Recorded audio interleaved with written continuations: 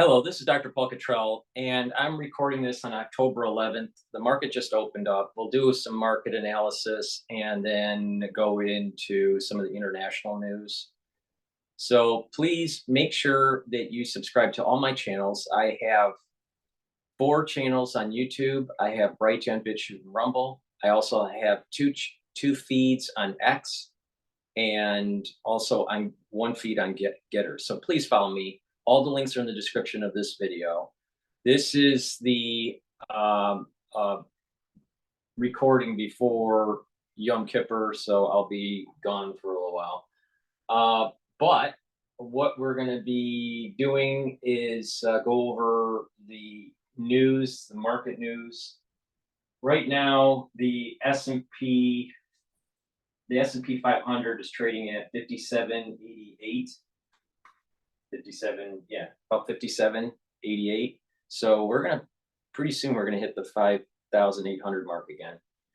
And then oil is trading, WTI is trading at above $75 a barrel. I suspect that it will trade more than that, maybe hit 78 or more, probably around the 78 range by maybe mid next week. Depends on what happens in the Middle East, but I suspect that it's going to be trading up. And the VIX right now is trading in the 20s. So there's a little bit of risk involved here. So before we go to the videos, please make sure that you subscribe to all my channels and help support my work. You can help support my work by doing a few things. One is to donate. You can donate on my website, the-studio-reykjavik.com. And that way, you're helping support the work, and the videos are for free. I have thousands of videos for free. You can donate through Stripe, PayPal, or buy me a coffee, or you can be a paid member on Patreon, and that membership helps support my news coverage. Higher tiered members on Patreon do get access to some of my lectures on pulmonology and immunology. If you want the full access of the lectures on pulmonology and immunology, please go to my store, the-studio-reykjavik.com, and purchase the module. Each module is $50. For $50, you get lots of videos, lots of PDFs, lots of knowledge about pulmonology and immunology. You get a unique password, and you can log in anytime and take a look at the PDFs and the videos. You can download the PDFs to your local if you want. So please go to my store, the-studio-reykjavik.com. The link is in the description of this video and all my videos. As you know, I've been doing a new format. I have videos that are that have the larger screen version without the dashboard, the market dashboard, and then a video that's released with the dashboard. So you can follow along and see as the news develops as I record. The new series that I'm creating is called Telemetry. So I'm retiring the series called Gen 0, and now this new series is called Telemetry, Episode 1. So please go to my store, the-studio-reykjavik.com, and get the collagen and the peptides. The collagen and the peptides helps to improve your skin, improve your hair, your nails. Also, it helps with your joints, your cartilage, your bones. This is very important to take every day as a supplement. So please go to my store, the-studio-reykjavik.com, and get the collagen. If you follow my protocol, I have an anti-aging skincare box, beginners and advanced, that you can get the collagen also with a bunch of other supplements that help to improve your skin. So please go to my store and get the collagen. You should be taking collagen every day. You get a big scooper, you mix it with food or with water, and you take it every day. So let's go to, well, before we do that, also structural nanosilver soaps. I have 5 different varieties. The 2 that I have in my hand are lemongrass and the charcoal tea tree. So these are very high quality soaps. They're made from structural nanosilver, and this will, neutralize pathogens. So this is a great buy. Get a couple bars for your household. Way better than Dove. Dove has a bunch of chemicals in it. This doesn't have any chemicals in it. So please go to my store, the-studio-reykjavik.com, and get these very high quality structural nanosilver soaps. All right. So what does Fink have to say here? He's from Black Rock. About the deficits. Young people, message to them about investing right now. Look, the more you can put away, and I know it's hard, the compounding of returns will allow you to have, a retirement with dignity. I saw an amazing company actually in Germany, one of the neatest companies that are focusing on retirement. That's all they focus on. And they already have about $80 billion under advice. And it's all about helping Gen X people understand the power of compounding, and Gen X about how should they be putting money to work early in age. And in most cases, this is excess savings, or they work for small companies that don't have a plan, and they're doing it, like we do there. We need to be educating more on the power of this, and and it is imperative now that we make sure that these new generations of young people, that they're focusing on this long-term goal, and I think this is going to be important, and this is why I've been advocating. We need to have a conversation about deficits, but we also need to have a conversation about retirement. And the sooner we can have a educated conversation about retirement, we can fix it. But if we're going to deny the conversation about retirement and preparedness for retirement, we're going to have a bigger and bigger problem, like our deficits are in this country today. Rigorous optimist Larry Fink, who is the chairman and CEO of BlackRock, the greatest aggregator of money in the world. I think it's self-evident with the whole compounding of interest, and you save early and build up a base, right? That makes sense. The same thing with your health. If you do anti-aging and take lots of antioxidants and take care of your body, there is a compound effect that takes place where you're slowing down the aging process. So by the time you get to 60, 70, 80 years old, you have much more vibrance, much more longevity than a peer group that didn't do that, because of this compounding effect, because you're soaking up those free radicals. So view your health kind of like saving money in a bank, and you get compound interest. It works very similar. So please follow my lead. I tell you what to take, the different products that I offer on my store, and how to stack them, how to slow down the aging process, build up energy levels, improve your endocrine system, improve your immune system, and just age better. All right. If you, I do what I tell other people to do. All right. It's from my experience, going all the way back to 16 years old, and taking antioxidants, and when I trained for triathlons and everything, so I've learned a lot on top of, my formal education. But the point here is that there is a lot that what I am saying you can apply to your life, and it's real world. It's applicable. It's not theoretical. All right. I do what I take these supplements that I sell in my store. I take a lot more, actually. But the thing is that, not everybody can do exactly what I'm doing, because of the cost, or because they don't have the time, or whatever, but if you just follow my lead, and you go to my store and start building up a health protocol for yourself, you're going to get better. Just take action, be proactive with your health, and you will do far better than versus someone that is not proactive with their health. All right. With that said, everyone's going into commercial, so let me do commercial and while they recycle. Please go to my store, the-studio-reykjavik.com, and get the Health Max 35 or the Health Max 14. It's a structural nano silver liquid. Take a teaspoon a day, swish it in your mouth, gargle, 20 seconds or so, swallow it. What this does is neutralize pathogens. It maintains that mucosal barrier, so you are boosting up your immune system. All right.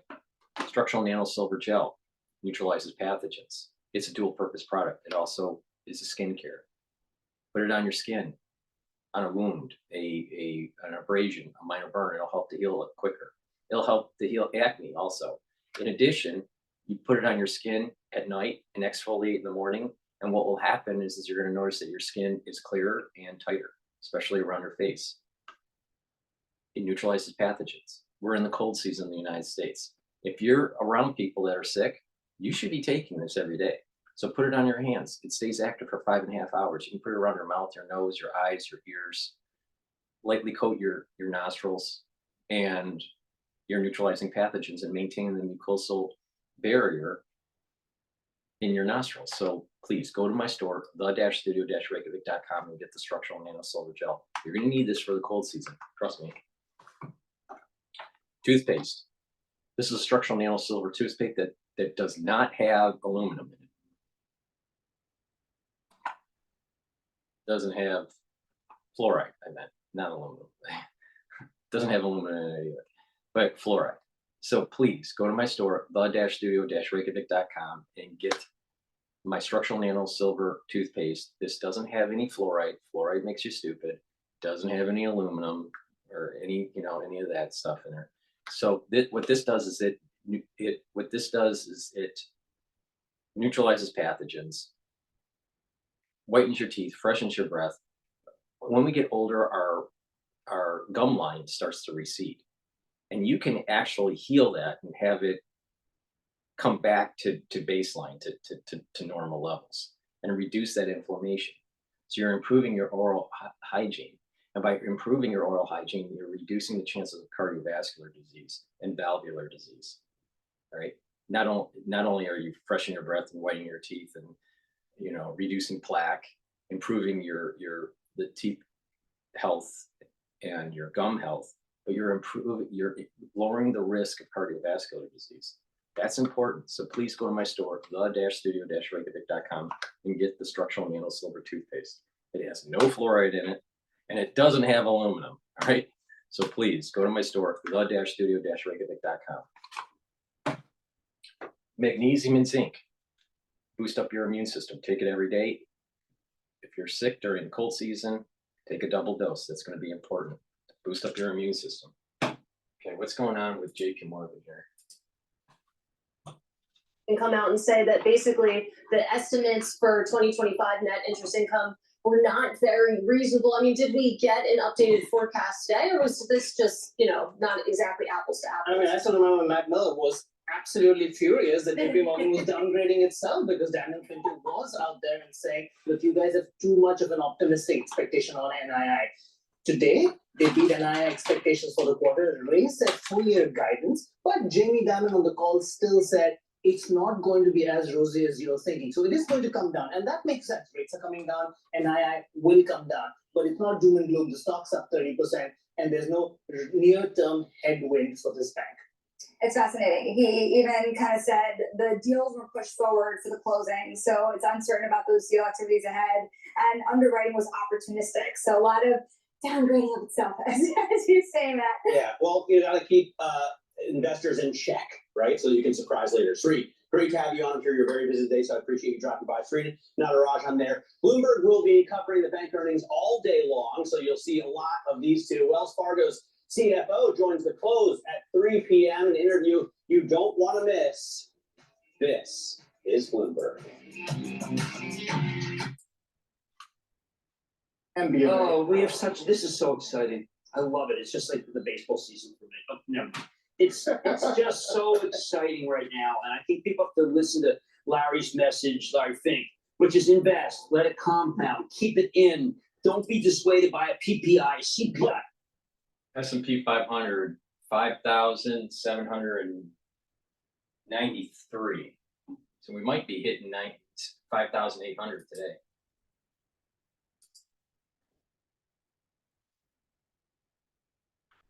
Markets on a more robust.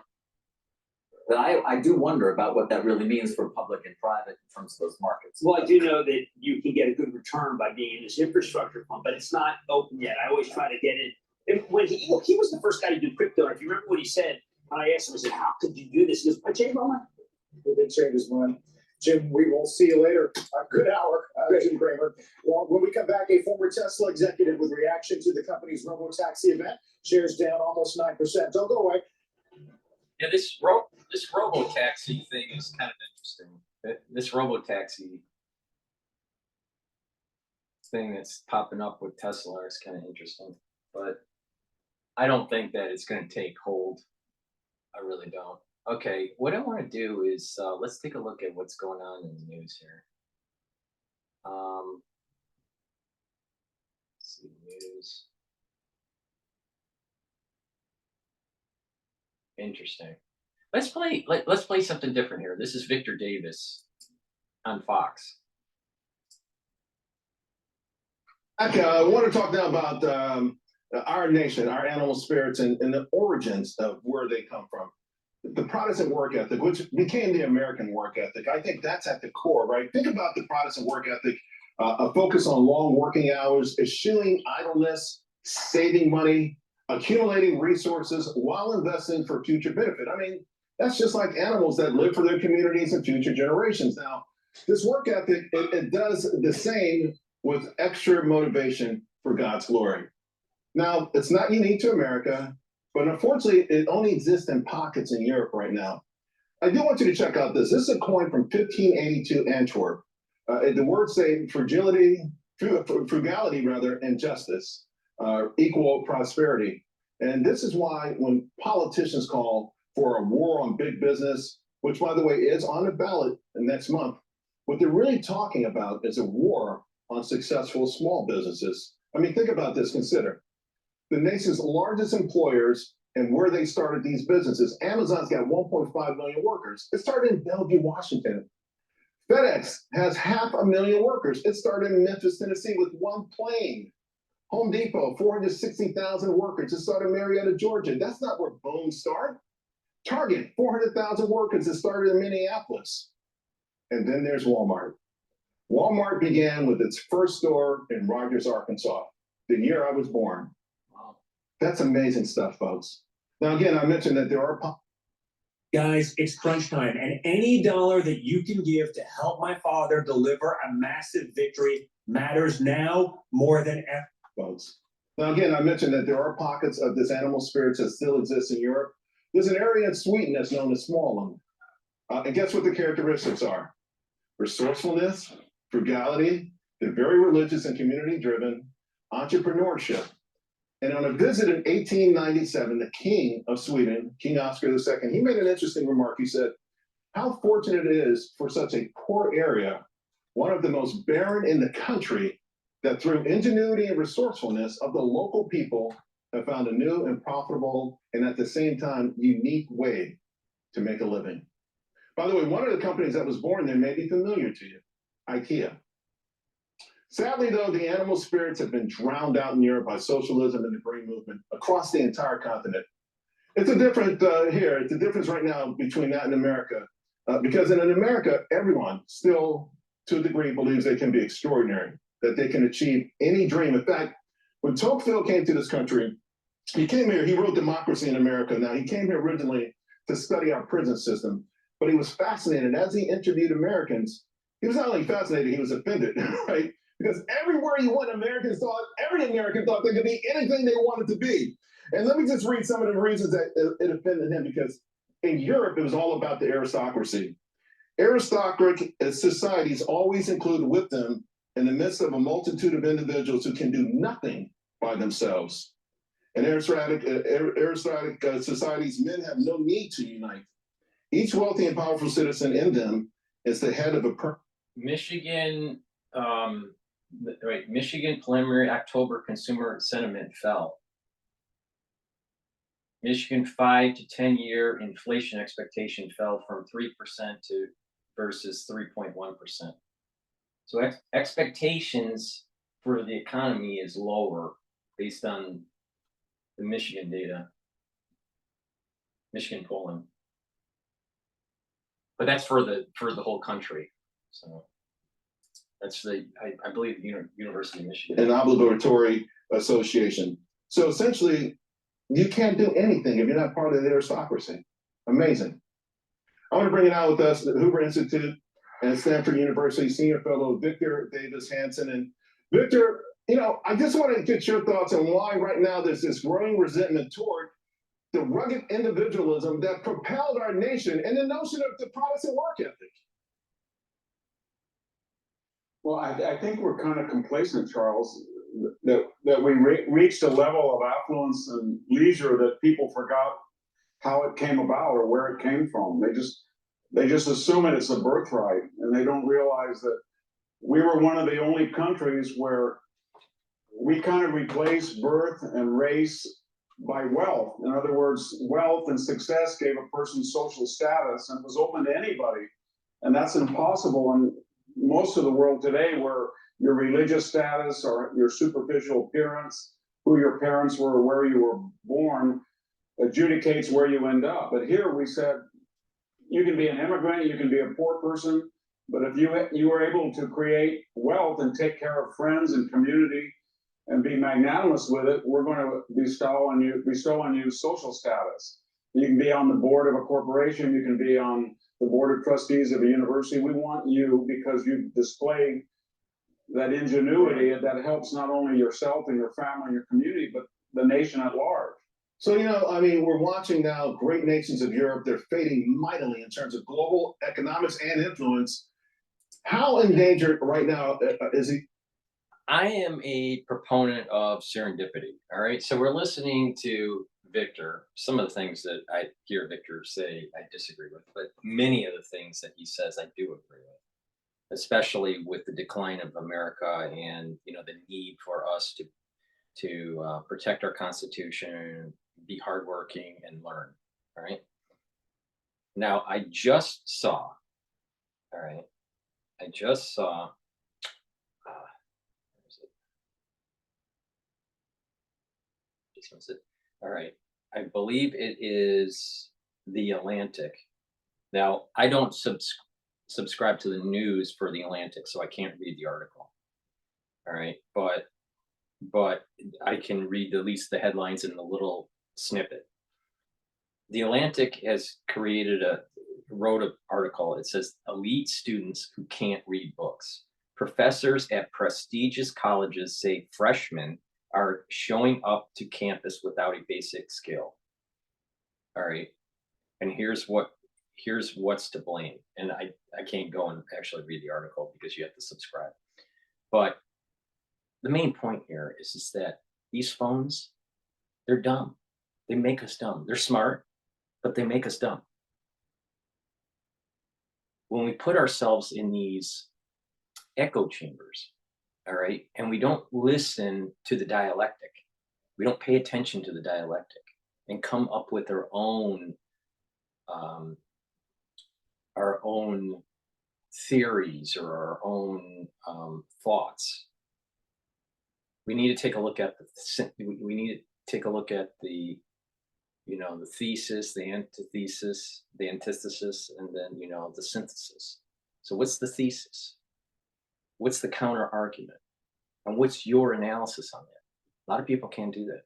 A lot of people go, or they have a bias, and they'll listen to the antithesis only, or they'll listen to the thesis only, right? And anything that is out of the bounds of that silo, they reject. And people just get dumber and dumber and dumber. This is, you know, not to be complaining, but Americans need to pay attention. What made this country great through hard work, protecting the Constitution, is being eroded.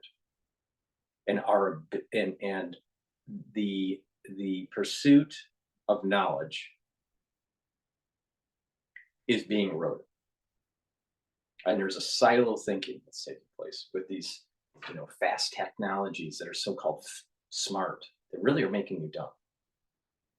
You look at a kid today that has only been around smartphones and stuff. They're not as smart as people that were not around technology. That's a fact. You know, you look at a kid today, let's say the smartphone came out, I don't know, I want to say like 2008, I think is, I bought my smartphone, iPhone 3, was it 3G? Yeah, 3G in 2008, I think it was. So, you know, the iPhone came out it was 2008, 2007, something like that. All right. So if you were born in 2008, all right, and so you'd be 10 years old in 2018, right? If you were born in 2008, you've been around smart technology, especially iPads, all right? And you look at kids, you know, that are, I've seen this happen, that play with iPads, you know, and they're learning on their iPad or playing and watching, you know, watching cartoons or watching like learning videos on YouTube. And they go up to an older TV that's flat screen and they'll try to touch the flat screen, but it doesn't have the touch sensors. And the child thinks that the TV is broken. So that's kind of a fascinating, you know, thing when you see a child that's less than 2 years old trying to navigate the world, and they assume that when you touch a flat screen that it's going to do something. And eventually, all flat screens will do things, right? But the point here is that we are bombarding these kids at such a young age that they're not reading, writing, and manipulating the world in prior generations, like building things. Children aren't using building blocks and making forts and all this stuff. They're wasting their time on TikTok and on, you know, on YouTube and doing, you know, they're just, people are getting dumber. All right. So if we are not in bettering our intellectual pursuits, if we're not in bettering our health, how are we going to be able to protect our Constitution? We can't. We can't. So if you have students that are getting into elite schools and they don't have the reading ability of prior generations, that's a problem. That's a big problem. Now, when you're the upper crust, so what it is these elite schools, it's all testing, or where you went for prep, right? But are you really getting good thinkers? I don't think so. I don't think so. If you compare, let's say, someone that graduated from Harvard in the 1950s versus someone that's graduating today, I would say that there are skill sets that these new grads don't have. And I'm not sure if they can really protect the Constitution. And it's easy for them to, because they're not very knowledgeable and they didn't read the Federalist Papers, you know, and the arguments that were going on during the framing of the Constitution. So they're easy to be convinced by the Democratic Party. Just get rid of the Electoral College. It doesn't mean anything. Shouldn't the person that gets the most votes win? Well, a populace, you know, a population vote versus an electoral college are two totally different things. And you don't really fully understand why we have the electoral college if you don't understand the arguments that were going on during the framing of the Constitution. And the argument was this: population density areas would control the presidency, and rural areas would not. And the idea is that each state would have a say. So you give lower populations the ability to have a say for the executive branch.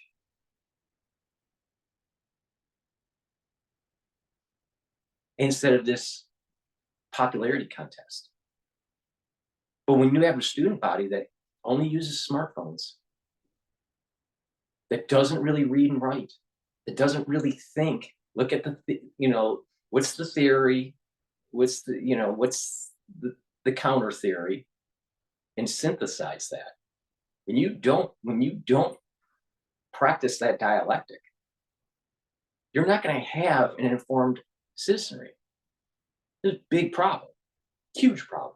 And the Democratic Party, the ones that are in power, part of that surveillance state, that administrative state, wants to keep the population dumb so they can take advantage of you. Now, either you're going to protect the Constitution, you're going to improve your health, and improve your mental capacity, or you will be taken advantage of. And I think that's the overall theme from Victor. So that was just the serendipity. As he was talking, that article popped up on my feed for the announcements. And I think it's problematic. And you're seeing it today. Few people read and write. Read a book. And it's going to get worse, because what they're going to do is they're going to need to know something in the book, and then what they'll do is let the AI tell them a summary of it instead of spending the time to actually read the book. And so those skills of being able for eye coordination as you're reading the book will diminish. Your ability for concentration for long periods of time will diminish. So this is part of the reason why the ADHD is starting to increase in society, because everything's fast paced. And I got a lot of stuff in telemetry and all this that's popping up, right? But it's also really important to just turn it off and just be very mindful and really focused on one thing, all right? But the younger generations, they can't do this. The X generation is like straddled into these two different worlds, a little bit of tech and a little bit of non-tech, all right? And the Gen X can still do it. But this newer generation, I'll tell you, they're a bunch of basket cases. They're a bunch of basket cases, and they want everything immediate. And if someone talks really, really, really fast, it doesn't mean that they're smart. What it means is they're not thinking. Because you can think something, and you need to really kind of focus and make sure that what you're about, the concepts that are coming out are actually true. So you have to kind of you have to deliberate in your mind before you say. So people that are much more wise understand this, that the first thought not necessarily is the true thought. The first thought might be the true thought, but it has to kind of go through a process to see if it's the true thought. So you can say true thought, something that just pops in your mind. That's the thesis. The antithesis is the opposite or something different, right? And then you want to synthesize that. Now, some people can do that quickly, but if someone's just like speaking really, really fast all the time, these are people that don't think. They just react. And it can be manipulated. When you know the psychology of this, you can manipulate these types of people. And that's what's happening. You have a party, an administrative state that's manipulating people to think a certain way. Abortion is good. Rewrite the Constitution. Get rid of the Electoral College. When someone tells you get rid of the Electoral College, you should be telling them the reason why we have the Electoral College is for low population density states to have a say for the election of the presidency. If you get rid of the Electoral College, that means that New York and California will always be voting the president in. These population densities will have more power. Now, these population densities want that power because they're liberal. And they want to do all these crazy stuff, like stack the court, put more justices in with a Democrat in the Democratic Party in power in the legislative and in the presidency, to make sure that liberal policies are steamrolled in and protected by this stacked court at the Supreme Court level. We're in dangerous times. And it starts with a citizenry that just loves bread and circus. Bread and circus.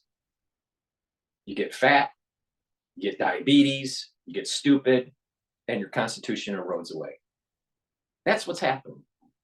Now, part of the reason why you come to my channel is maybe get informed of it. Maybe you already know this. But the thing is it's you can't just know, you gotta be a participant and stop it from happening. So if you hear a crazy liberal saying, we need to go to an electoral, we need to get rid of the electoral college, you ask them why. Why do you want to go to electoral college? And what will happen is they'll give you their reasons, if they have a reason, and then all you have to do is just rebut and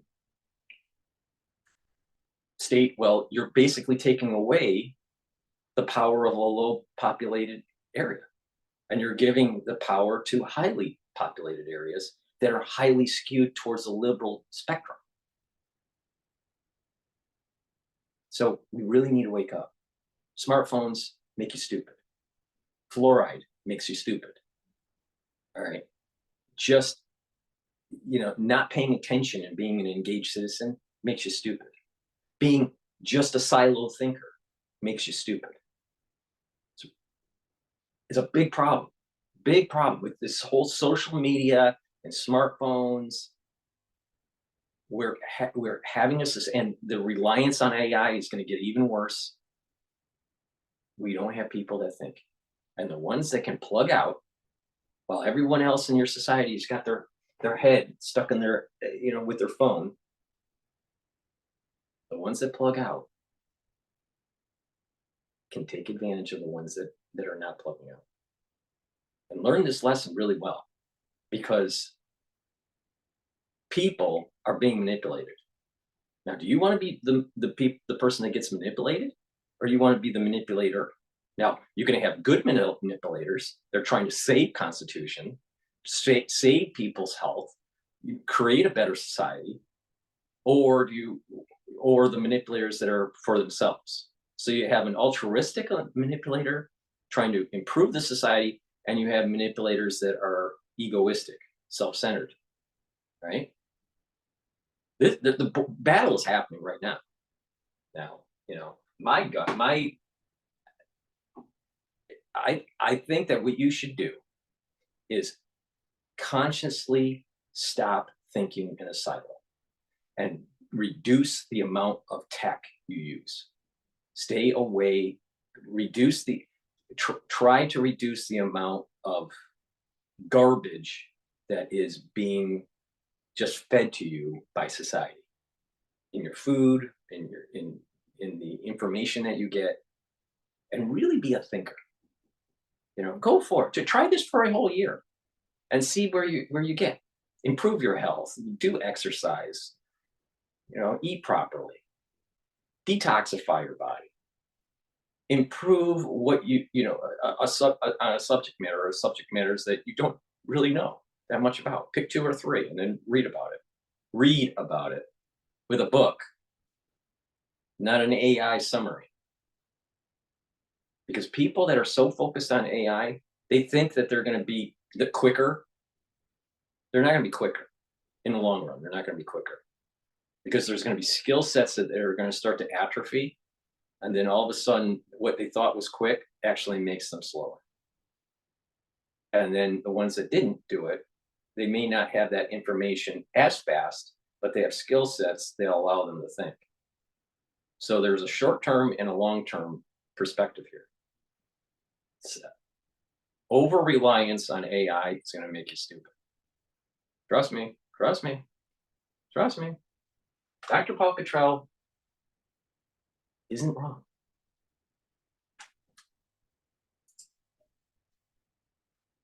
United States of the same fate. Well, we have an enormous debt, as you've mentioned, $36 trillion. And the problem with it is that we don't have people that understand the dangers of it. Printing money, enlarging the money supply. Every time we do this, we bring in a theory from the university, modern monetary theory, that says there is no such thing as oversupply of money because the government has a monopoly. All of these bankrupt, jaded ideas. So the danger that I see it is that I saw it firsthand at Harvard Club, where someone that was going to be heading the advisory committee for Governor Hochul, all right, this advisor is a lawyer. She's Black. Her family is part of the civil rights movement during MLK days. Her father was a pastor that was good friends with Lewis and with MLK. And she literally said at the Harvard Club, all right, she literally said that she didn't care how they got the money, that, you know, that the reparations needed to take place, and that reparations isn't the only answer to the problem, that there are also going to need to be social benefits on top of monetary passage to Blacks. Now we're talking in the tune of $150,000 per person plus social benefits. And if you think that Harris is not pushing reparations, you're not paying attention, because she will push reparations. And it's going to cause economic problems in the United States. For what? For 14% of the population? The Black population in the United States is not 30, not 50%. It's 14%. 14%. Now, why do you think that they want people to say they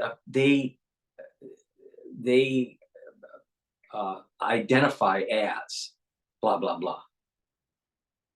Not that they are, but they identify as. Let's say someone that's white that is identifying as a Black, or someone that is mixed race identifying as a Black, but they're, you know, they're as much of a Black as an Asian. All right. What that does is that brings up the ratio. Instead of 14%, it's pushing it up higher and higher so they can accrete more. And the higher that number, the perceived number, the more perceived power they have, and therefore they'll be able to push the reparation. Why do you think that they're pushing all of these videos and movies and trying to demonize whites, white males and females, all right, and elevate a Black constituency? This is not a racial issue that I'm saying. I'm not a racist. I'm just stating facts. That's what's happening. So the perception would be that the population in the United States is so much more Black than it really is. Now, in urban areas, they have a larger Black population. It's about 36%. But the reality is that it's only 14% of the country. And as more illegal immigration comes in, that number actually goes down because there's more Latinos that are coming in. Pay attention, pay attention. And so with the debt, this person that is on the committee didn't care or didn't understand. Lawyer, okay, so she's not an economist, all right? But they didn't care about the inflationary pressures that it would cause.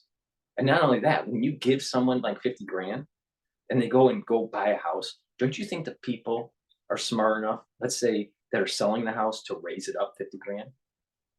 So you just now did price inflation, asset appreciation through this. So everything gets more expensive. They don't care. And when you don't care or you don't know, that's a problem. And so these smartphones that have done the population down,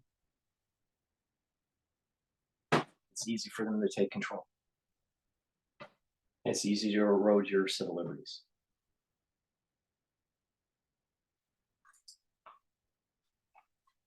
Worries about the money supply, debt, the need for frugality, productivity, they're being excused or they're being rationalized away by our theory class. Right. And we don't have enough people that are informed to object. So, Victor, there are different forms of government, and our founders, they had the wisdom to decide on a republic to protect us against the tyranny of the majority. And I've been really studying over the last few years, and it's interesting to me because One thing I read that struck me is that if we had been in this current form right now, again, of a republic with limited government powers, we'll go to a monarchy with tyranny will rule. If the republic fails, what happens? We're done. Well, we end up either into an autocracy run by one or two people or a radical French revolutionary majority. And notice that the left is always trying to attack the idea of a republic. They're going after the Electoral College without any idea what the founders said about it, that it was necessary to protect rural interests, geographical interests, the integrity of balloting, the power of individual states under federalism. They're going after 170 years of a 9-person court. They're going after bringing in new states without any idea that could be very dangerous unless there were balanced, one conservative, one liberal at the same time. Yeah. But what's the rationale for it? It's the power of the majority without any check. Yeah, it's just amazing to me that we are not here by accident. We know how we got here. Why dismantle it? I got a minute to go, but I want to ask you. That's because important you've to studied history. really focus on. We are not a democracy. We're a constitutional republic. It doesn't matter what the majority thinks, because the majority could create what they say is tyranny. The majority may say, we want to take away your property rights, but the Constitution protects our property rights. The majority might say, we want to take away freedom of speech because it may be harmful, because the CDC wants to tell you how you should live your life. And you decide no, and you start to create a YouTube channel to tell the world why the CDC is wrong. And they'll just put you as a misinformed, misinformation person, or, an enemy of the state, or whatever, the enemy of the CDC. But your constitutional right protects you for freedom of speech. We have freedom of speech because our Constitution protects it. All right. So this is the reason why it's a constitutional republic. We have representatives, and it's based on the Constitution. It's really simple. And if there is a law that's passed and people say, you know what, that law doesn't seem constitutional, it goes up to the Supreme Court, and the Supreme Court, when they do their job, will say yes or no, that law is constitutional or not. But when you try to stack the deck, and every time our checks and balances are biased, then it's easy for people to take over, and we no longer have a representative government. We no longer have a constitutional republic. We have a democracy that will lead to some sort of one-party system. That's not good. When someone says we're a democracy, no, we're not. We are not a democracy. We're a constitutional republic. Totally different. Because a democracy can cause tyranny.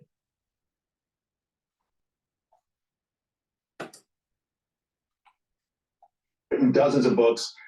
I still think that there's something very special about America. I know, we complain about the young folks and materialism and celebrityism and all that kind of stuff. But do you think we are capable at this point of a course correction? Yes, we are capable. Yeah, I do. I mean,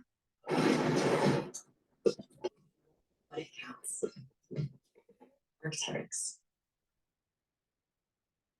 Future of fast food automation is here. Hi, I'm Yusuke of Misa Robotics. Our fry station robot Flippy has already fried a brick. yeah, I do. I mean, we have we're the longest republic dash democracy in the world, 233 years of a constitution. And we've never had a major revolution since the Civil War. And we're pretty stable for all our factionalism. And we have an amazing ability, if we go to meritocratic, legal, and diverse immigration, to bring in talent from all over the world with Right a about promise that that. anybody can succeed. We have no aristocracy, no birth determined grandee. Merit immigration. That means you got a skill, or you fall in a very, very rare group where there is some sort of atrocity that's happening and, you know, you need asylum. But having merit to get into this country, that way you are a builder, you contribute, you strengthen the country, not a bunch of people that have failed countries that aren't contributing. All right. Because these people are coming from failed countries that are socialists. Socialism fails, period. It's amazing. I'll tell you, if you are a conservative person that cares about the country, about God, family, country, if you care about the Constitution, if you care about for people to have protection of their civil liberties, then when you hear someone like a crazy liberal trying to erode your constitutional freedoms and say, hey, we're a democracy and all this bullshit, all right, you need to push back. Stop being afraid to push back. It's time for conservatives to be engaged and say, hey, respectfully, you're wrong. We don't need to go to an electoral college. That's a dumb idea. You know why? Because that was already discussed during the framing of the Constitution in the Federalist Papers. All right? So if you want to bring up bad ideas, go to the original founders and find out why are we at the place we're at. And then you'll realize that the Electoral College in this case was a wise decision. You know, everyone wants to, you know, America's Idol, you know, whoever is the most popular. No, that's not how our government works. There's mechanisms in place through the Electoral College to allow low population density states to have a say. And the Democratic Party wants to take that away from you. You know why? Because those low density population areas are typically Republican. So they want to stack the court so they can control it. And they want to take away your Electoral College so they can control the vote. Because all you got to do is just get a bunch of immigrants in. They're from socialists. They go to high density populations. They get amnesty. They become citizens and they vote. Who do you think they'll vote for? They'll most likely vote for a Democrat. It's a big takeover. Because that's very rare in history. And so, you know, we champion the middle and the lower classes over the well-born. And we don't use race or religion as criterion for success. Everybody else does, Charlie. Or ideology. We have no common source system, at least yet. Yeah. We're getting there, but not yet. All right, that's the point, because you know, I feel like we spend so much time rewriting history, fighting the wars of yesteryear, using presentism. I'm sorry that I keep on interjecting here, but that's true. We're always rewriting. You know why? Because we don't know our history. Because we got a bunch of people that are on smartphones that just are too stupid. They don't know anything. They don't know anything. The average person, even educated, is an idiot in America. To make decisions right now. And some of these things you talked about that by the way, we should be celebrating the success, in my opinion, that we've had, because all human beings around the planet have sinned. All countries have sinned. I don't know any that have really done what we've done in such a short period of time to get where we are. And yet it still seems to be very alluring to make policies based on race and to hurt some people who, Victor, it seems like what they're doing is ushering in mediocrity and underachievement and saying it's okay if you're the right skin color. And if you overachieve, it's too bad because you're the wrong skin color. Yeah, they're importing poverty because they're afraid that when people are independent and control of their destinies, they do well and they can't control them. So that their agenda on the left doesn't appeal to human nature. So they either have to change the rules of government or bring in new constituencies or deceive us about who they are. But they can't just say, I'm a leftist, this is a leftist agenda, you'll like it. No one in their right mind would ever vote for it. Victor, you are just one of the best. I appreciate you taking time on this very special town hall. Thank you very much. Thank you. All right, what's going on here? Let's see.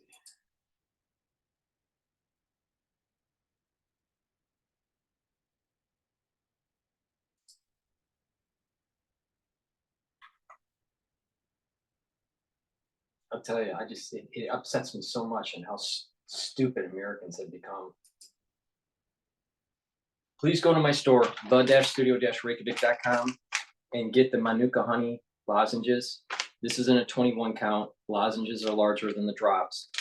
And the moment you have an irritation during the cold season, you want to take a lot lozenges or drops because it'll neutralize the pathogen and maintain a mucosal barrier to prevent you from getting an infection, all right, or try to mitigate the infection, right? A lot of people don't realize that a perturbed mucosal barrier is going to increase your chances of getting an infection, cold, right? So please, the moment you have that irritation, take the lozenges right away. It's very important. And I have it in Manuka honey in a 21 count. Get a couple bags for your household so you're ready. So right when you get that irritation during the cold season, that you're prepared and you're mitigating it.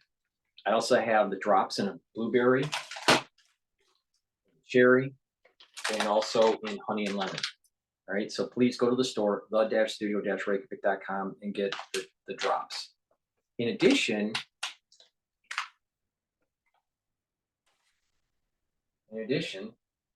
I also have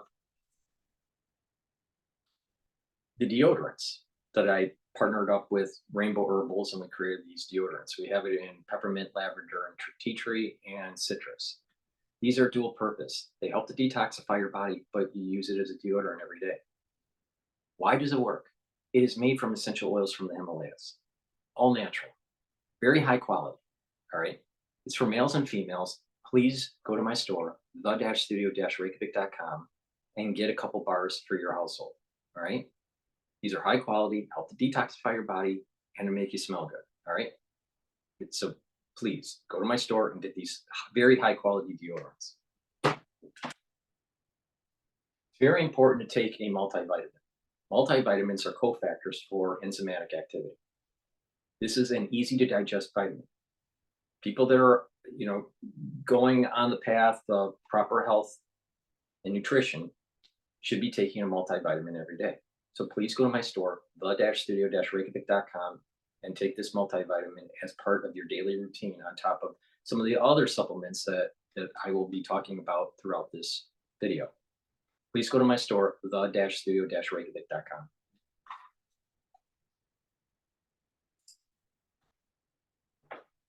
Hitting fresh all-time highs. Big banks rallying after kicking off the earnings season with some pretty solid earnings. This year's at JP Morgan Chase right now, they're up 4.7% after posting a surprise gain in net interest income. They also raised their forecast for that metric.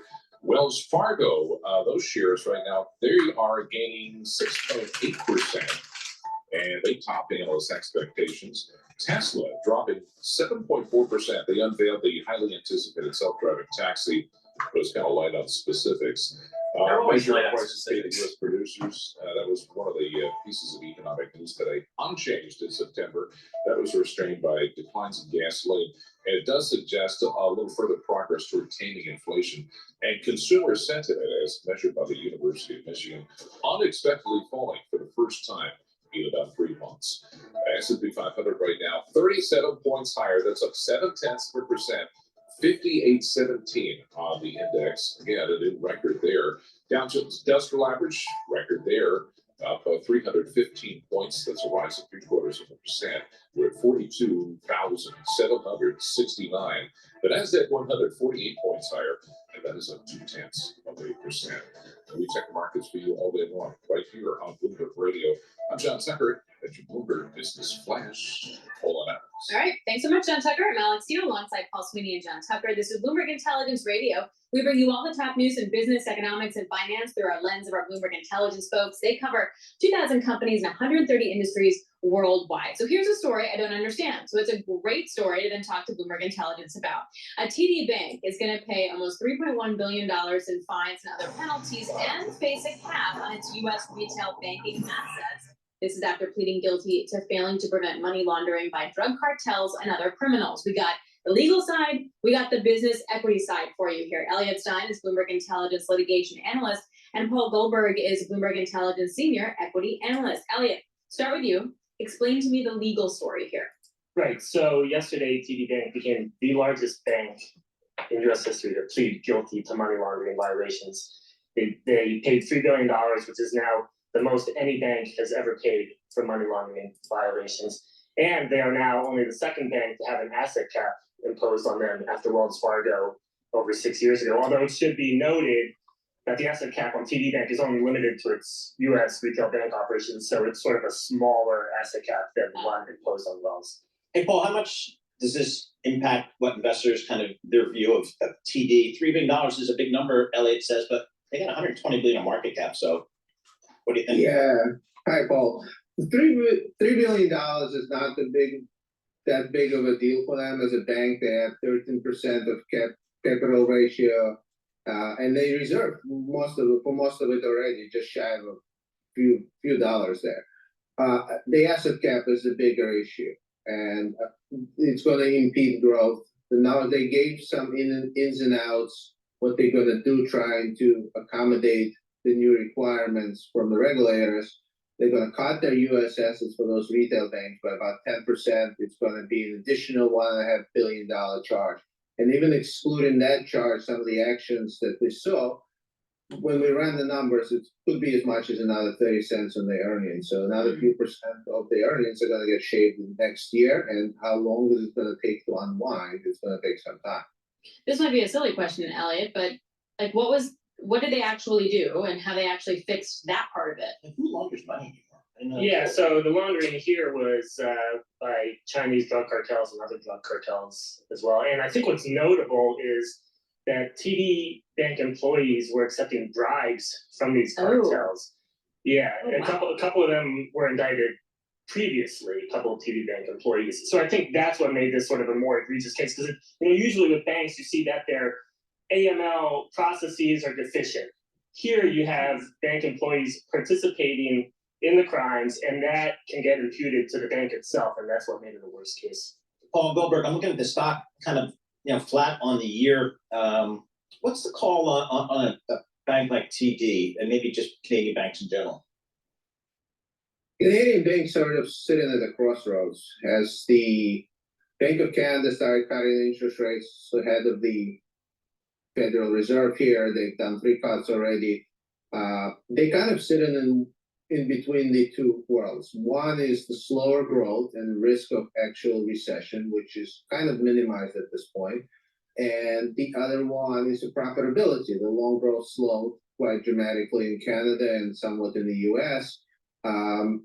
And their mortgage market is a little bit different than the US, when mortgages reprice to a higher rate, which exposes consumer to a very different risk. And about 75% of mortgages overall, and a lot of them that were issued at a very low rates during the pandemic, are due to reprice in 25 and 26. So a lot of what's going on and what might happen, people are looking at the Bank of Canada and how well it can actually prevent that from spilling over into consumer pains. So then based on that, when you take a look at the stock, it's down by about over 2% today. Do we see, it was down about 6%, I think, yesterday.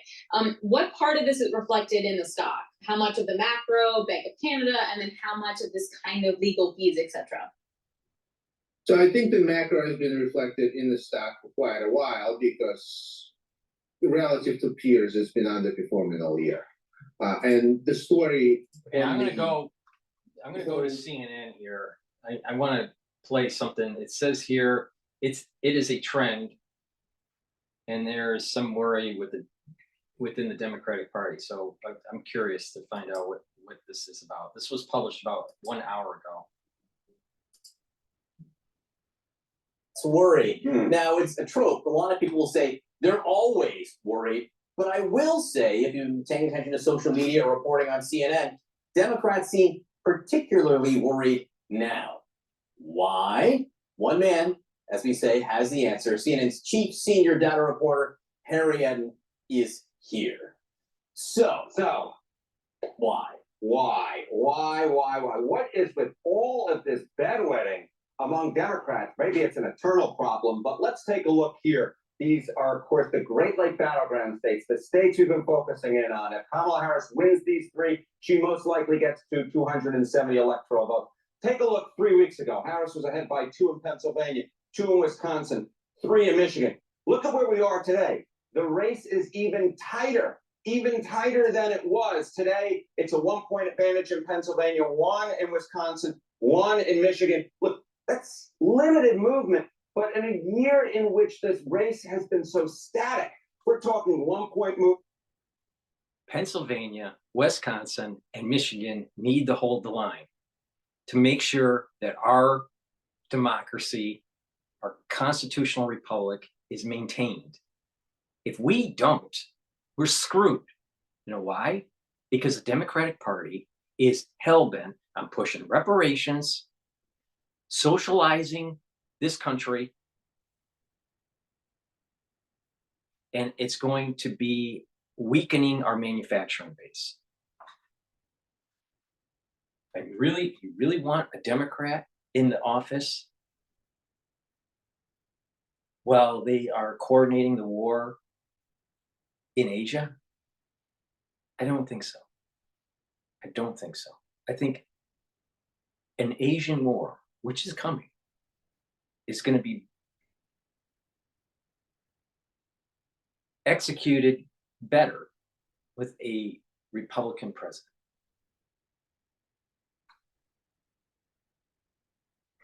Crazy. Michigan, Wisconsin, and Pennsylvania, you need to hold the line. Because if you don't, anything that bad that comes to the states, it's your own damn fault.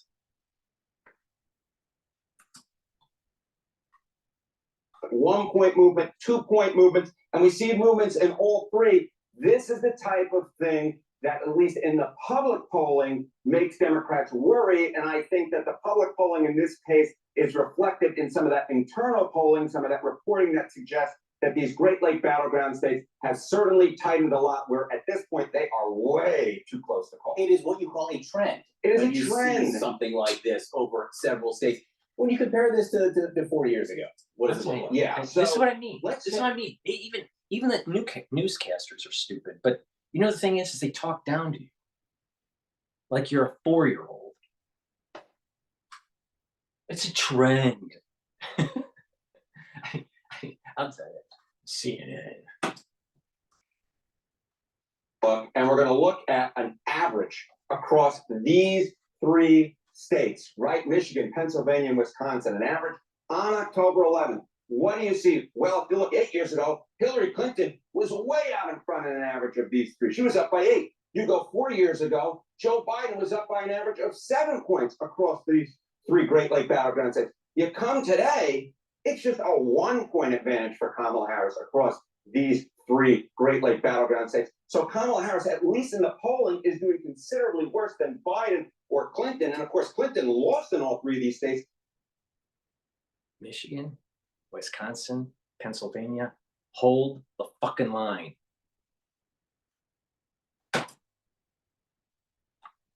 Joe Biden barely won in all three of these states. So when you see Harris up by just a point across these three, I think that this is really the type of thing that gets Democrats really to worry, John, because the simple fact is Kamala Harris is doing considerably worse than either Biden or Clinton was. Yeah, at this number, what you start hoping for is somehow that the polls are actually right this time. Are right this time, Yeah. and doing a better job, and that's a little bit of a thin reed to base your hope on. There may be some other reasons in general why Democrats are more worried. Yeah, because Harris is an idiot. I think it just comes down to the fact that Democrats are more worried about a Donald Trump presidency than Trump supporters are about a Kamala Harris presidency. So angry if the opposing candidate wins. 52% of Harris voters say they'd be angry if Donald Trump won, versus just 42% of Trump voters who say they'd be angry if Kamala Harris won. So I think this is more of a bigger, larger picture. It's not just that the polls are tightening. I think it's just that No, Democrats what it are- represents, what we're- CNN, what it represents, CNN, the clowns, clown news network. What it represents, CNN, is that Democrats riot.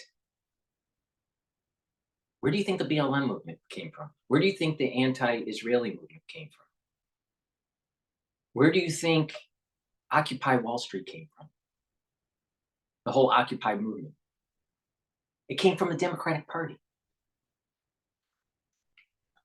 And those types of voters, the ultra-liberal, the ones that have blue hair, the ones that don't even know if they're a male or a female, the ones that aren't, I'll tell you, I want this country to be successful. But if we keep on having stupid people doing stupid things, God might as well hit us with an asteroid. General about a Donald Trump presidency than the reverse in this particular situation. Ariette, thank you very much. Thank you, my friend. Have a great weekend. You as well. Okay. So Kamala Harris is continuing her campaign media blitz, taking part in a town hall hosted by Univision for undecided Hispanic voters. Listen. When I am elected president, I will bring back that border security bill and I will sign it into law and do the work of focusing on what we must do to have an orderly and humane pathway to earn citizenship. If you don't win the House and the Senate, there's no way that the legislative branch is going to pass a bill, honey. So just because you're a president doesn't mean you're going to make it happen. Retard. For hardworking people. I think it is a false choice for people who would say you do one or the other. I believe we must do both. I believe we can do both. Joining me right now What? is Gen Z What? activist. Gen social Z media activist. Wait, hold on. To earn, we turn it into law and do the work of focusing on what we must do to have an orderly and humane pathway to earn citizenship for hardworking people. I think it is a false choice for people who If they came over here illegally, it's illegal. All right, very simple. And they can be deported. Now it gets complicated if they've been here for years. They should still be deported, even if they were here for years. But if they've had an anchor baby, then it gets much more complicated. And then you give them a choice. That choice is you can deport with your child. You can deport without your child. And if the child is an adult age, it doesn't matter. If the child is not an adult age, the child can go with the parents that are being deported. Or the child can go into foster care. Or give them another option. And that is you can stay, but you are heavily taxed for the services that you used as an illegal citizen or an illegal alien. You're not even a legal citizen. I mean, an illegal immigrant, right? And after you pay, then you can get in the back of the line to get your green card. But first you have to pay some sort of restitution or something, some sort of amount for the services that you use as an illegal immigrant. And then after that, then you apply for a green card. And if you apply for a green card and you get it, then you're on your way to citizenship. If you want to be a citizen, or you just keep on maintaining your green card, right? But they shouldn't be given citizenship because they've been here for forever, or they got here illegally, and and you're using some sort of emotional fallacy. That is humane. You deport them, but if they have an anchor baby, then you give them some options. And they pick deport with or without your child, or you're paying. That's humane. Say you do one or the other. I believe we must do both. I believe we can do both. Joining me right now What's is the- Gen Z what's the activist, detail? social media influencer, Gen Z Espina. He has 10 million followers on TikTok. I'm sure it's more than that when I check, if I check back, you can correct me. And then also is speaking at the DNC, which is the last time that we spoke was right before you had your big moment on stage at the DNC. The New York Times headline on this event, on this town hall event with Univision, was that Harris walks fine line on immigration at Univision town hall, which is what you really kind of saw in that moment, in that soundbite that we just played. But in your experience, in your view, and what you hear in your interactions with your followers, is walking a fine line the right thing to do you think? Well, in my personal experience, I actually believe it's not. I think the Harris campaign needs to be a lot more on the forefront of proposing a different vision than Donald Trump on immigration. You see it yesterday in the town hall. Of the 10 questions, 3 of them were in one way or He's pushing amnesty. That's what he's pushing. See, I've gotten to a point, because I'm highly educated and I read, all right, and I write, all right, I can pick up on the movements of stuff very, very quickly. That's self-evident. People have been watching me for years. They see, and everything isn't unplanned. Everything I do is unplanned. All right, you're seeing me think and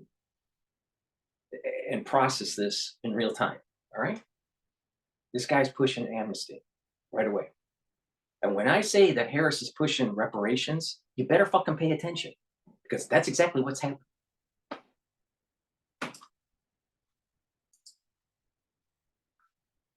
related to immigration. You had the daughter who lost her mother, the guy who has friends who are on DACA, and then you had other issues on immigration, and they're all highlighting the humane aspect of it. And I think that's something really important to lean on. And obviously, border The humane security is really aspect. important, The and humane aspect is the emotional fallacy. Did they break the law? Yes. Are they here illegally? Yes. Some of them have anchor babies. Some of them don't. If they don't have the anchor baby, they can be deported, period. And they can apply for, for proper, get the back of the line and properly get processed into this country. But why should they get some sort of amnesty because they broke the law? They shouldn't.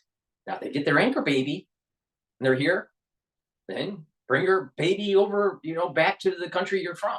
Well, we want America, blah, blah, blah. Well, then you can pay. You can pay. Now, maybe, they'll go, well, that's not fair. Well, it's not fair for you to be here. You're here illegally.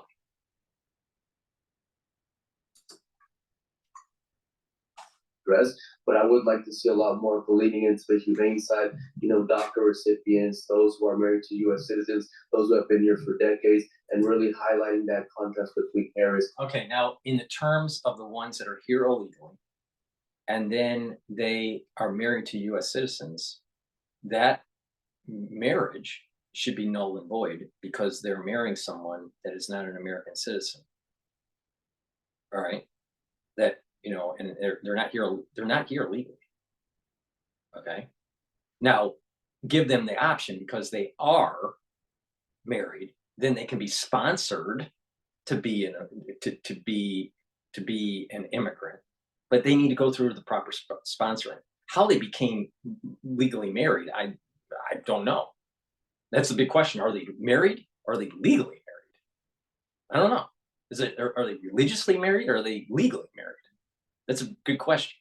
So there may have be a case. I don't understand how you would be legally married in the United States with an illegal spouse. I don't understand how that would happen. But let's just say it does happen. If it does happen, then that's a case where the person would need to apply for proper legal status.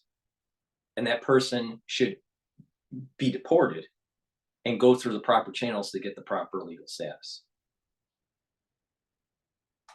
And that probably would be a situation where if they were illegal, there would probably need to be a fine of some sort. That's a little bit, that case is, so it's not cookie, the point here is it's not cookie cutter, but they shouldn't be just given amnesty, period.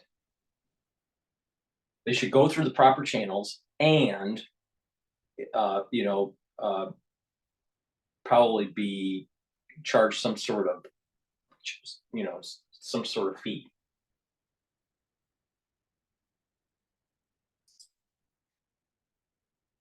Trump, and I think she's doing a good job. And the whole DACA thing, the whole DACA thing is that they're here with their parents and they're illegal.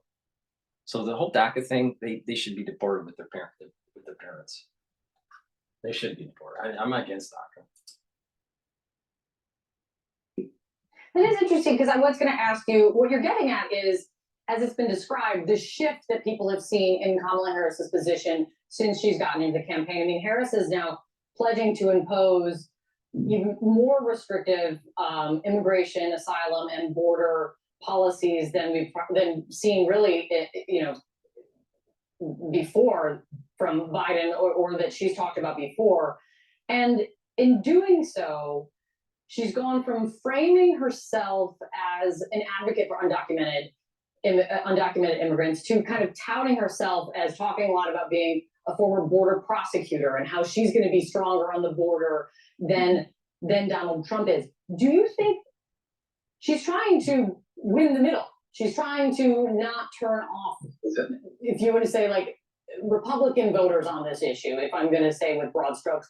But do you think that hurts her? I'm not necessarily sure if it hurts her. I'm not a pollster. I can tell you what I see day in and day out in the community. And when I meet people, I mean, every single day that I'm out, people recognize me from social media, people comment on my videos. And it's very few of the people who are, the forefront of immigration is the issue of the border for them. I mean, obviously people care about it. They're concerned about certain aspects, but I don't think they're concerned about it as much as they are, an immigration status for their mother, like the lady we heard at the top.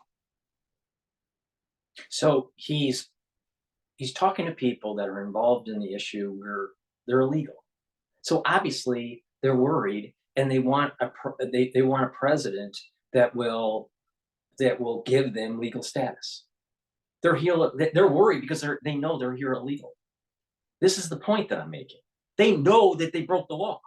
They know that they should be deported, but we have an administration that is afraid to do it. Or maybe it's too costly. But the point here is that it's not a cookie cutter approach, but there needs to be some sort of punishment for the ones that broke the law and been here for years. Maybe they have been productive citizens, quotes, illegal citizens, but they should go through the proper channels. And they should be paying some sort of higher taxation or some sort of fee that kind of neutralizes their illegal status. Now, the complication is what if they have an anchor baby? Or what if they married an American citizen? Well, then it gets a little bit more complicated. If they married an American citizen, it seems to me that it would be easy for that American citizen to sponsor them for legal citizenship. So that seems to be a little bit more easier process. The whole anchor baby thing is a complicated one, because if they want the baby, they can be deported with it. If they don't want the baby, they shouldn't be staying in America. They had the anchor baby because they thought they would be able to keep themselves in the United States. That's why they call them anchor babies. People need to call them off on these things. They broke the law. They knew what they were doing was wrong. And they were using the Democratic Party as cover for their spouses or for their children or whoever it may be that they really care about. And that's why I believe, it is really important for the Harris campaign to lean more into that pro-immigrant, especially focusing on those who are already here. And you can do that without necessarily, and I think she recognized that, compromising border security and all that narrative around it. But yeah, I would like to see more of, talking about those who have been here 10, 15, 20 years, working, paying taxes, contributing? What is the plan to help them? If you didn't have an anchor baby and you're here illegally and you're paying taxes and contributing, you can be deported and apply for proper legal admission. That's the way it should be. Just because you're paying taxes and you're here illegally doesn't mean that whitewashes the illegal status. No, they should be deported. They broke the law. And their families as well. I think that would really win her some points on people who maybe right now are undecided. And what do you, And- it might be hard to wait. kind of encapsulate. And let's think about this. If you're illegal, you can't vote. So why do you care? Now, it's if you had an anchor baby or you have a relative that happens to be an American citizen, but then let's really dive into what's the actual stats on that, where you have an illegal person and then you have relatives that have legal status in the United States. All right, that can vote. All right, what is that? What is that percentage? All right, for example, you have 20 million people come in. What's the percentage of people that they are related to that have legal status of that 20 million? Is it 100,000 voters? Is it 200,000 voters? Is it half a million voters? Who knows? It's not the 200, it's not the 20 million, because they're illegal. They're not supposed to be voting. As far as I'm told, they don't vote. They're not supposed to vote. They're illegal. So what's the real percentage of the ones that are really worried about this issue, that have skin in the game? They have a relative, a direct relative or a distant relative, right? That's part of this 20 million. What's the stats on that? How many real voters this is really affecting them versus, well, it's just a policy issue and not really affecting their lives directly? I think that's probably high. There's a higher percentage of the ones that don't have a direct relative that's illegal versus one that does within the Latino community. So I want to know the stats on that. Ones that are directly affected and ones that are not directly affected.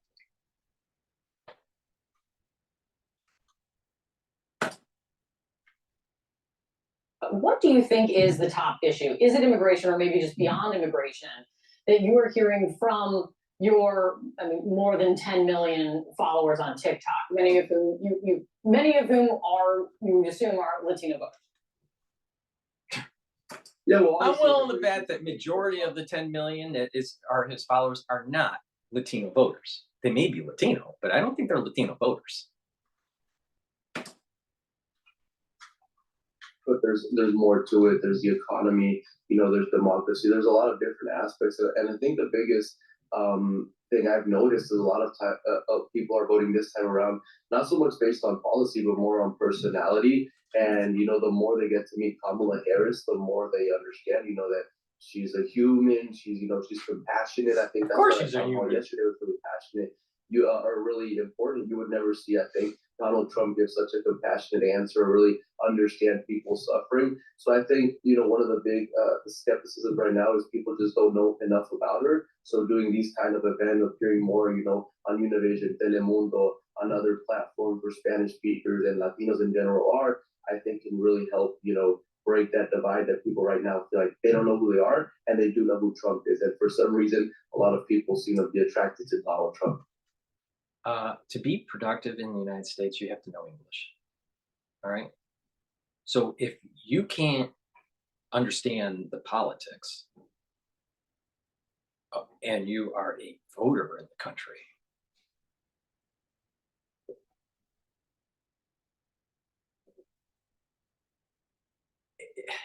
why would you be listening to a Latino station?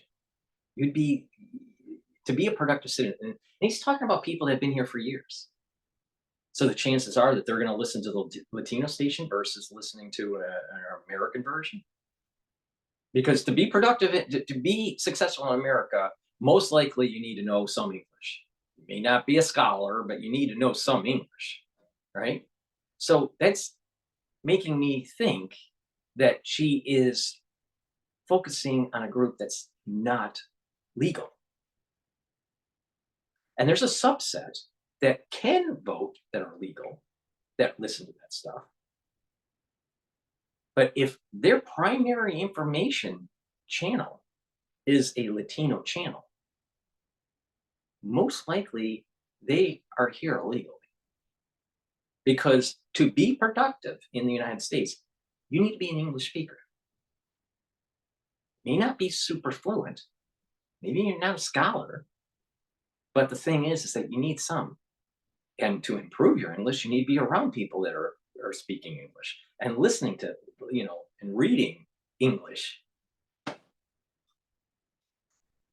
It's bifurcated. It's segmented. There's a segmentation. There's a segregation of people within this pool, this Latino pool. Now, how many people that are listening to these things are illegal in the United States? And I'm willing to bet a lot, a very high percentage, like 80%. Yeah, I mean, she has less support among Latino voters in recent polling than Biden had 4 years ago. How that is going to pan out come exit polls this time around, we'll see together. It's good to see you, Carlos, again. Thank you for coming in. Because with the polls, it's Latino voters, so that would mean that they're legal. And they may actually realize that our policy of having this open flood is not good for the country. And that's inflationary. And then it causes goods and services and housing to be more expensive. So maybe the future of America is the Latino voter, the legal Latino voter, because they realize that illegal immigration is illegal. All right, please go to my store, the-studio-reykjavik.com, and get the digestive enzyme complex. This will help you to digest carbohydrates, proteins, and lipids. It's also fibrinolytic because there's a bromelain in it, and it breaks up glycoproteins, very important for the 2020 aftershock. So please go to my store and get the digestive enzyme complex, very important as you get older to reduce the stress on your pancreas. So please go to the store and get the digestive enzyme complex. Take that every day so you're getting the proper absorption and reduce the stress on your pancreas. Myotrol, really important to build muscle and to maintain muscle mass. It also improves your mitochondrial health, so you have more ATP. ATP is a major energy source for your muscles. So please go to my store, the-studio-reykjavik.com, and get Myotrol. Lignans, very important to take because it helps to boost up your immune system and helps with your hormonal health for males and females.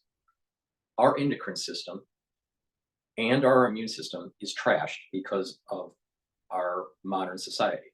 So please go to my store, the-studio-reykjavik.com, take this powder, mix it with your food or with filtered water every day to improve your immune system. And lastly, omega-3 helps your cardiovascular system. How? It lowers LDL levels and increases your HDL levels. So it's improving your lipid profile. In addition, omega-3 helps to prevent red blood cells from sticking together, so it reduces the chance of overclotting. This is synergistic with the digestive enzyme complex. Why? Because bromelain is in this and it's fibrinolytic, so it breaks up clots. Omega-3 helps to prevent the red blood cells from sticking, so it helps to prevent clot formation, overclot formation. Take my advice. You want to take both of these. Please go to my store, the-studio-reykjavik.com, and get the supplements that I offer and to improve your cardiovascular health, improve your immune system, and to maintain that muscle mass and to gain more muscle mass. All right, what's going on with the Tesla? A lot of news on Tesla today. sensibly taking a leadership position in those. And there was really nothing yesterday that provided incremental comfort that Tesla was going to assume that leadership position over time. Hey, Tony, do you think today's weakness is more about granularity in autonomous or lack of information about a low price model? And which of those two things would get you back to all-time highs first? I think it's both, Carl. You know, this has been a much anticipated event. I think the stock was down about 35% through April when Elon first announced the robotaxi event. It was up 50% since. So there was clearly expectation that there would be significant news in this event. Some people were hoping for a more definitive timeline. Other people were hoping for updates on future products, whether it be tweaks to existing products expected in 2025 or a peek into a lower cost model that ultimately we think will come in 2027. We really didn't get either, and so I think it's a combination of both. But given that the event was dubbed to be a robo-taxi event, I think it's more attributable to the fact that we didn't get a clearer path or a more detailed path to where Tesla was going on robo-taxi. Deliveries have not been a disappointment lately, at least. And I wonder if you're more hardened on the core auto business and whether or not you think his more aggressive political posturing is having any impact on demand. So the core auto business year to date is down slightly and down low single digits, and we think it will be flat to down for the year. In order to accomplish that, Tesla has had to lower prices at the beginning of the year and more recently over the last couple quarters, provide very aggressive financing as low as 1% or even now 0%. And so margins have eroded. So you have a company whose unit growth in vehicles is flat and margins are down. So the core business is still sputtering. I think there's some hope that with tweaks to existing models, that business will improve, hopefully beginning next year. But the principal concern that we and many investors have had for the last couple of years is that Tesla really hasn't had a new model in 4 years, and its lineup is aged. And the products in absolute terms are doing fantastically. Having two models that sell 1.7 million units is incredible. But it's difficult to grow without having new models and with having such a narrow product lineup. And unfortunately, we don't really expect anything materially different until likely 2027. Yeah, this is what Farley's been trying to, I guess, tell him in a way that the business is about refreshing your inventory, your modeling, but I'm not hearing you talk about any kind of political liability on Musk's behalf. I think it's difficult to really ascribe what Elon Musk's political statements and potentially polarizing comments might mean. Arguably, the country is very split today, and so he could be, attracting half the population, and he could be polarizing the other half. I think it's difficult to say. I think the common belief is that Tesla's current customer base is ultimately one that is coastal and left-leaning, and so that customer base may be disenfranchised with Elon. But I think the predominant reason why the company is struggling is really all about its product lineup, and much less so about any political considerations. I think it's I guess the counter. My take on this is that the product line is getting older, and people are realizing EVs aren't that robust in terms of distance. It's hard to charge. It takes a long time. And the life of the battery, the durability, it costs a fortune to replace. So it's not a durable product, and it's an aging product. Please go to my store, the-studio-reykjavik.com. I'm going to go over a couple supplements here, and then we'll jump into Ultra Zero to find out what's going on. Vitamin C is important to boost up your immune system, but it also helps the health of your skin. So please go to my store and take the vitamin C. Take a double dose if you're not feeling well during the cold season. Drink it with filtered water. Vitamin D3, very important to soak up calcium. It also is a gene expression cofactor, so it helps with cellular processes, and it'll help to get rid of cells that need to go into apoptosis. That's important if cells are infected. Resveratrol, it's an antioxidant. It also helps to improve your mitochondrial health and get rid of senescent cells.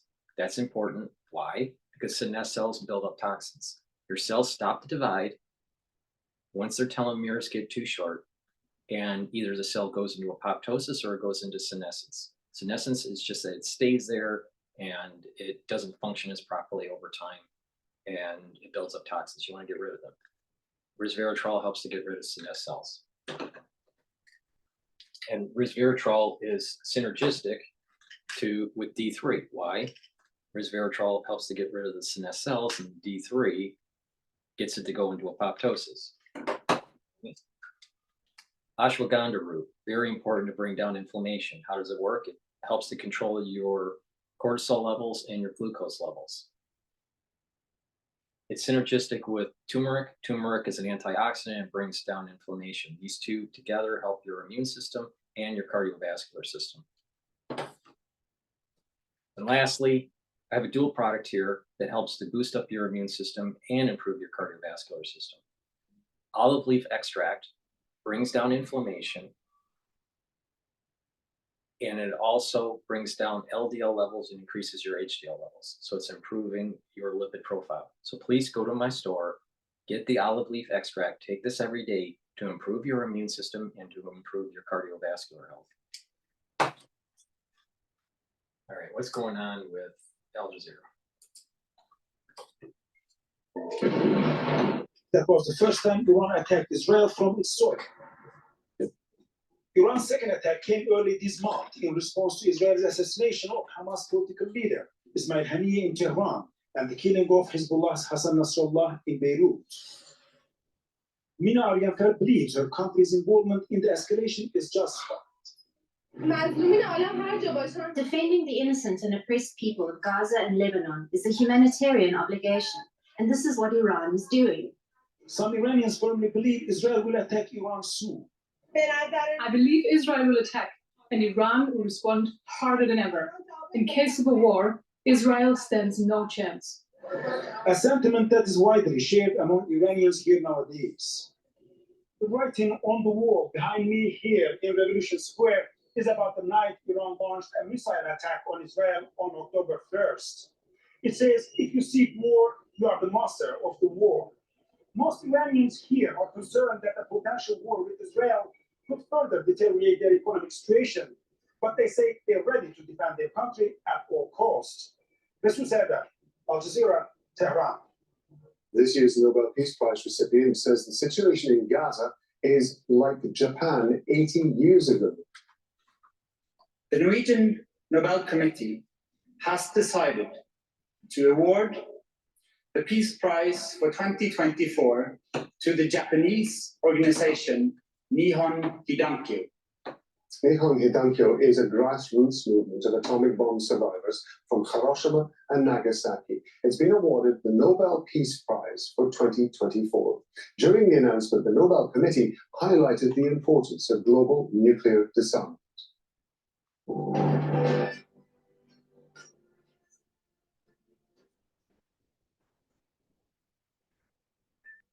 A Russian ballistic missile attack in the Ukrainian port city of Odessa has killed 5 people. A residential building's been hit overnight. It's the second deadly attack in as many days. 8 people were killed in a Russian missile attack in Odessa's port on Thursday. Previous Russian strikes in the region during the war have targeted cargo ships and grain silos in what Kyiv says is an effort to destroy its export capacity. Ukraine's President Volodymyr Zelensky has met Pope Francis at the Vatican. It's the latest stage in Zelensky's European tour to boost support for his so-called victory plan aimed at ending the war with Russia. The Pontiff has repeatedly called for an end to the fighting, focusing on prisoner exchanges and a diplomatic solution. The Italian government has opened 2 migrant processing centers in neighboring Albania. It's part of a 5-year deal signed between the two governments. Male migrants exclusively were picked up by Please go to my store, the-studio-reykjavik.com, and get the vitamin B complex. This helps with cellular metabolism and improve your energy levels by providing the right B vitamins to your mitochondria to boost up ATP through the electron transport chain. I have 2 different types of probiotics. I have the powdered one that I usually take in the afternoon and the veggie cap form. Both are very high quality probiotics. You need probiotics to have a proper gut biome, to absorb nutrients, and to have proper metabolism and reduce inflammation in your gut. Nattokinase helps with your cardiovascular system. It breaks up clots because it's fibrinolytic, and it will help to lower your LDL levels and increase your HDL levels. This is synergistic with omega-3 and also the olive leaf extract. Ubiquinol is the active form for CoQ10. I've been taking ubiquinol for many years. It helps to bring up your energy levels. It's an antioxidant, and it helps to improve your neural health. Very important as you get older. You should be taking ubiquinol every day, especially as you reach your 40s, 50s, 60s, 70s, right? You want to maintain those neural connections and the neural health. Please go to my store and get the ubiquinol. This is synergistic with many of the supplements that I offer, like C60 and NAD+. All right, what's going on in South Korea here?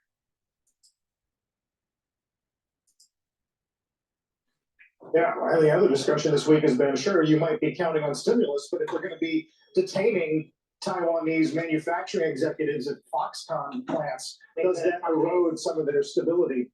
Well, and that's always the question with China, between that, the geopolitics, the trade potential, negative implications of whoever wins the election. Yeah, those are issues. Regulatory uncertainty. It goes back to the Druckenmiller quote that we talked about. As long as she's in charge, the leader, he said that he's not diving in. But there are plenty of investors after this big rally we got this month who want to play the economic story if there's a comeback. Yeah, one reason to watch the tape on Sunday. Let's get a news update in the meantime. Dow's at 3:30 with Silvana now. Hi, Silvana. Hey, Carl, good morning.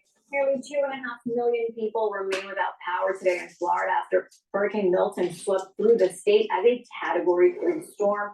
NBC News has confirmed at least 16 deaths from the powerful hurricane. The Coast Guard has begun reopening ports in the southeast, but stressed that boaters still need to be cautious and stay out of the way of rescue crews. Ukrainian President Volodymyr Zelensky met today with the Pope at the Vatican for their second face-to-face encounter in 4 months. Zelensky is traveling across Europe this week to share his proposal for a victory plan against Russia. He was supposed to meet with President Biden and other NATO leaders, but Hurricane Milton derailed the summit. And a group of Spanish researchers say they have solved 2 mysteries about Christopher Columbus through DNA analysis. First, they confirmed his remains are buried in a tomb in Seville, Spain. And second, they say they finally know his nationality. That revelation, however, won't be released until tomorrow. Many historians question the traditional theory the divisive explorer is from Genoa, Italy. Carl, I'll send it back to you. Fascinating. Thanks, Silvana. Silvana now. Still to come this morning, Goldman Sachs detailing its top 25 tactical trades going into earnings, a list that has outperformed the S&P every year of the last decade. The firm's head of derivative strategy is going to join us after the break. Please go to my store, the-studio-reykjavik.com, and get NAD+. This helps to increase your energy levels, helps to repair DNA damage, and improve the health of your neurons. It's synergistic with ubiquinol. NAC helps to bring up your glutathione levels. Your glutathione levels are very important because that is a strong antioxidant pathway. So you want to soak up those free radicals. In addition, it helps to detoxify your liver and your kidney and help with anxiety. So it'll help with your body to get into your parasympathetic system. When you're more calm and you're in parasympathetic mode, then what happens is that you have less stress and less cortisol levels. When that happens is that you're calming your immune system. So if you're always you have super anxiety, you're producing more cortisol, and what's happening is you're weakening your immune system. So please go to my store and get the NAC. This helps with boosting up your glutathione levels and soak up those free radicals on top of the other benefits. Good night formula. Very important to take every night if you're having problems sleeping. You need good sleep. You need 3 cycles of REM sleep and deep sleep. Why? To consolidate memory, to be well rested, and to detoxify your body. If you have chronic deprivation of sleep, then what will happen is that you're increasing the probability of early onset of dementia. Why? Because you're building up toxins that you're not getting rid of in your neurons. Please go to my store, the-studio-reykjavik.com, and get the Good Night formula. Vitamin K2, very important. Why? Because it helps with your cardiovascular system and your bones, your cartilage, tendons, for joint health, right? So please go to my store, the-studio-reykjavik.com, and take vitamin K2. All right, Tesla's really all over the place in the news today. Hey, Steve.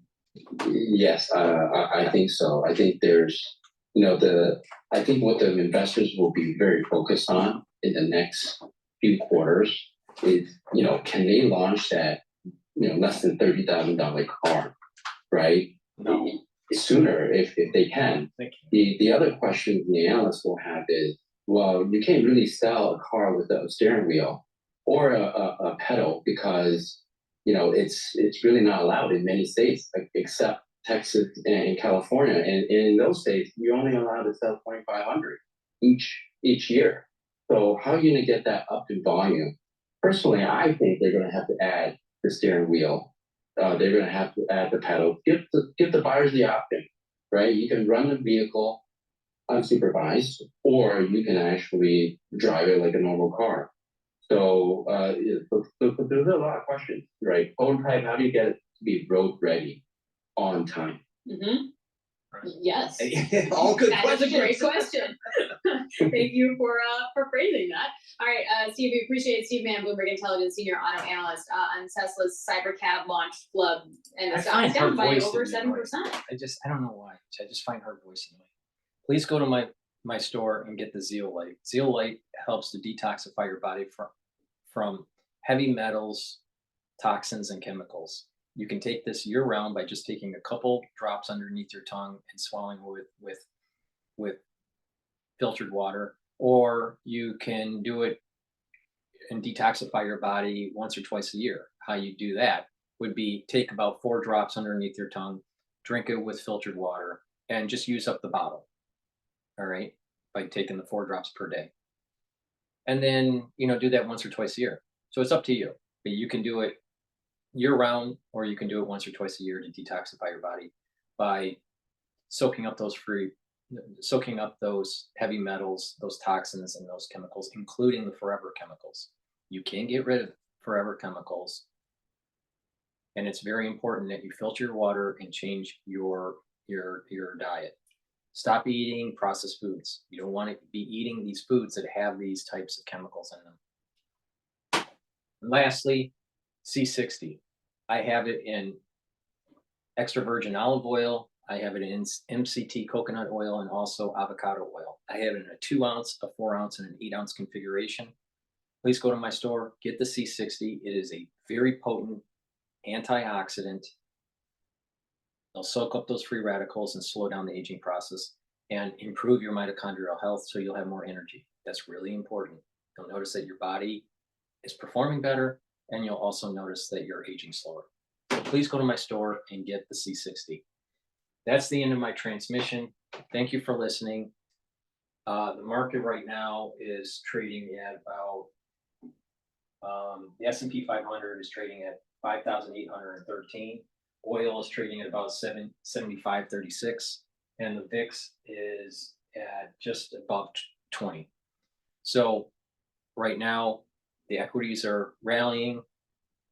A little bit of an elevated risk, a little bit of a risk in the VIX, maybe because of what's going on with the Middle East, and oil is stabilized at about $75 a barrel. Thank you for listening and have a nice day.